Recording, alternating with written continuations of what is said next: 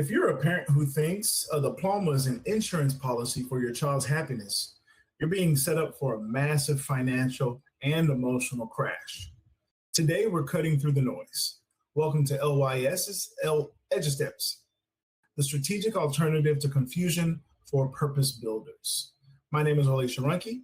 I'm so honored to be joined by our founder of Latin Success, Festus Samoye. Festus, how you doing today?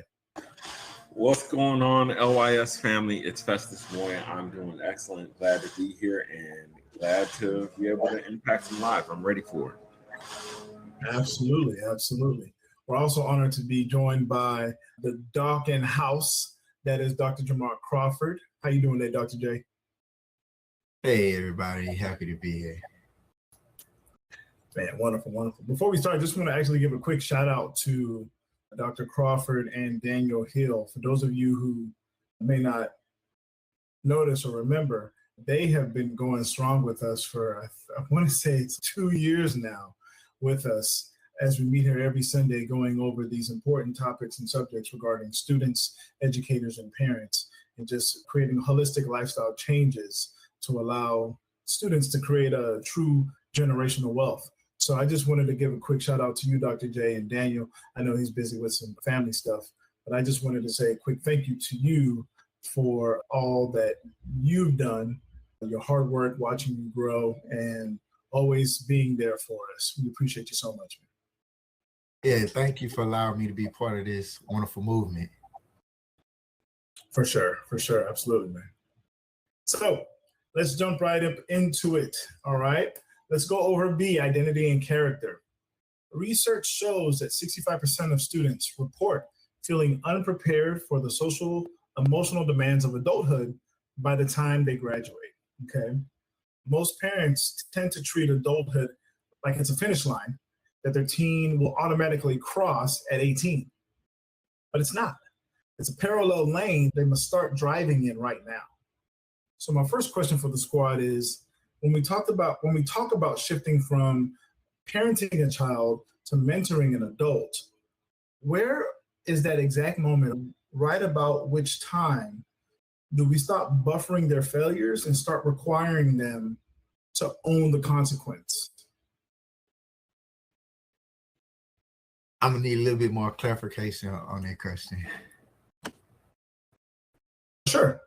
So in regards to students that are in high school that are about to make that transition into adulthood, going into college, trade school, going into the real world, being responsible for their own finances, being responsible for their own agency, being responsible for their own relationships, right?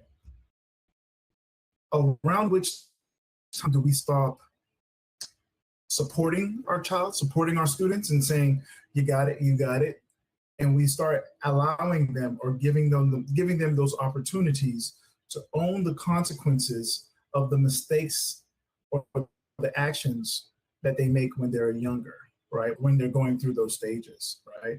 When do we stop? When do we stop supporting and still support, but make sure that they understand the consequence of their actions? Did that help? Yeah, so basically, like when you're saying buffering their failures, you're talking about parents not really addressing the failures and having a conversation about the consequences of what probably have happened. Is that kind of like what you're talking about? Yes. Got you. Okay, I get it. Thank you for clearing that up. I personally believe that should start day one, not even in high school, as early as possible, when the student is able to comprehend and understand. The reason I say that is because those conversations are really important. It helps, number one, the student or the child understand the severity of the situation, in the sense of, hey, you did this, these are some effects of that cause or that act that you've done. And that's just helping the person understand that, hey, for every action, there's a reaction, which could be a positive reaction or a negative reaction. But in the sense of, I know you're talking about high school, as you said, I think day one, whether that's academic or athletics or any other extracurricular behavior wise, having those conversations, or you don't have to be something bad. Let's say I'm choosing to join this book club over going to this particular sport practice. That's not a bad situation. That's making something a priority, or choosing to study extra versus staying longer at this practice or something like that. It's having those real life conversations that are, hey, when you make certain decisions or when you take certain actions, there's always going to be a reaction. And what you want to do is try to make the decisions based on what is more aligned with whatever goals that you're trying to achieve. And if you make a decision that is not aligned with the goal, these are the consequences that follow, and you have to be willing to accept and deal with whatever those consequences are, whether positive or negative. I think having those real conversations really helps set the kids or students up for life outside of public school, like the real world. Because even when they get to college, from my experience, it's that real world hit. Oh my gosh, my mother or parents can no longer, in air quotes, bully the teacher into giving me extra time on assignment or this and that. Oh yeah, it don't work like that after you leave public school. Public school, there is no trying to have these conversations. No, it is, you have a syllabus, and either you know that the assignment is due on this date, you're going to do what you need to do about a date, or something else might come up and whatever. You have to be able to deal with those consequences. And that's same thing at a job as well. So I'm going to let Festus jump in on this.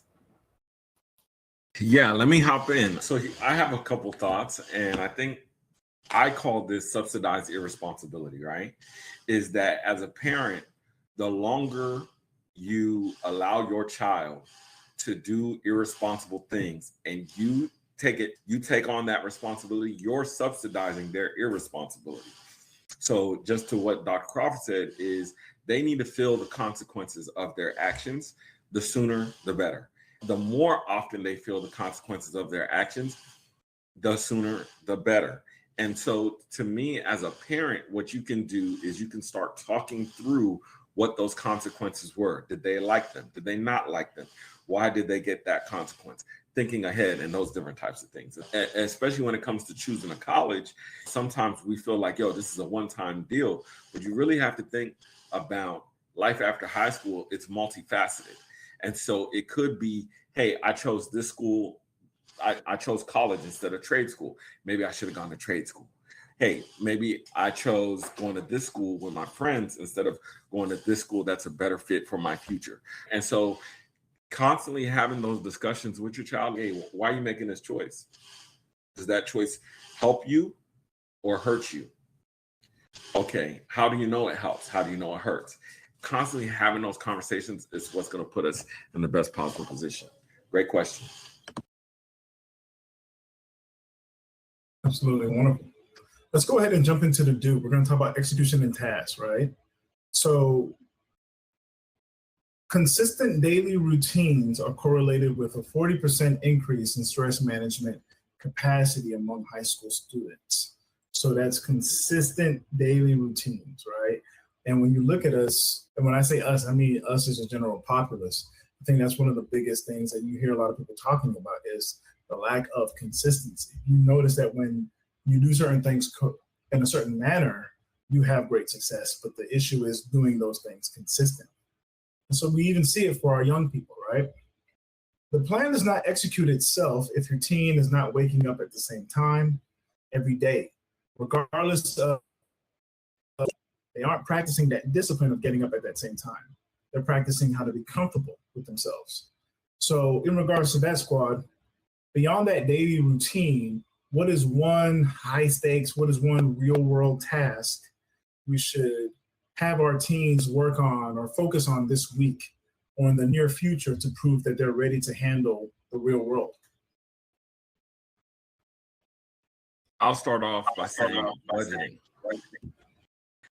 the reason why budgeting is so important and such a powerful tool is it, number one, causes you to focus on your past. Where did your money come from? Right? It makes you focus on your present. What do I have to do today? And number three, what is the outcome that comes from me being able to budget this money well?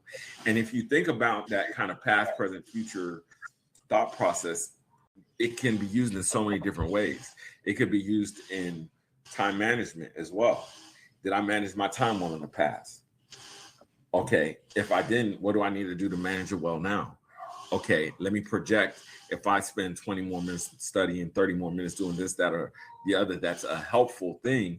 Where would I be in the future, right? It's just, hey, if I spent 30 minutes a week in the gym and I lost 5 pounds after a month, then what does that tell me? If I do it again, 30 minutes a week in the gym, I should lose another 5 pounds next month, hopefully, right? And so just that concept of budgeting is not just about money, but it's really about economics. And economics is about how we think about our time, how we think about ourselves, not only in our financial capacity, but every capacity that deals with interchange between people and workplaces and whatnot.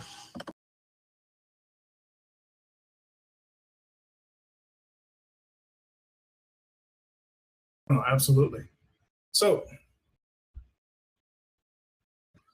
for the parents, if you are a parent who wants systems, not stress, be sure to subscribe now to our WhatsApp group. We'll be sure to make sure that we put a link for it at the bottom of wherever you get access to our podcast.